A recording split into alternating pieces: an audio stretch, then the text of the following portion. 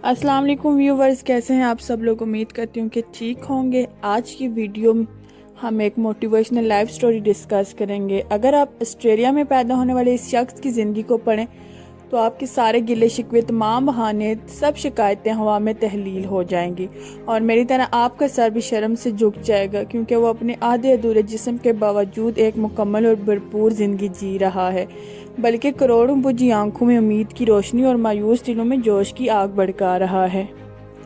जब वो पैदा हुआ तो उसकी माँ ने उसे देखकर मुंह फेर लिया, क्योंकि न सिर्फ वो दोनों हाथों पाँव से महरूम था बल्कि सिरे से उसकी टांगे और बाजू मौजूद नहीं थे। इस वक्त उसकी उम्र 37 साल है। सोचिए, उसने पिछले 37 बरस बगैर टांगों, बाजू, बगैर हाथों पाँव के कैसे गुजारे होंगे और आज वो किस हालत में होगा।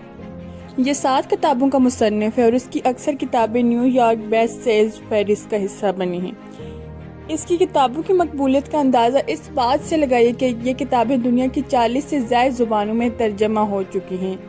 ये एक मोटिवेशनल स्पीकर भी है और TED समेत हर काबिल ज़िक्र फोरम पर अपनी गुफ्तगू के ज़रिए लाखों लोगों की ज़िंदगियां बदल चुका है।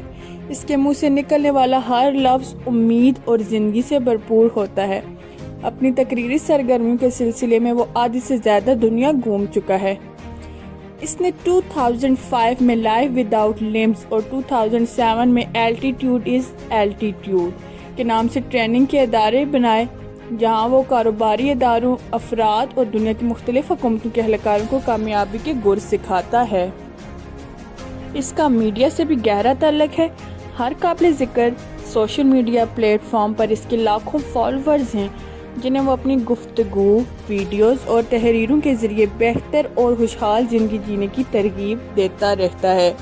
BBC, CNN, CNBC समेत दुनिया भर के तमाम मोतबर तरीन TV चैनल इसके इंटरव्यूज़ नशर करते रहते हैं। अपनी जिस्मानी माजूरी को इसने अपने शौक की राह में रुकावट नहीं बनने दिया।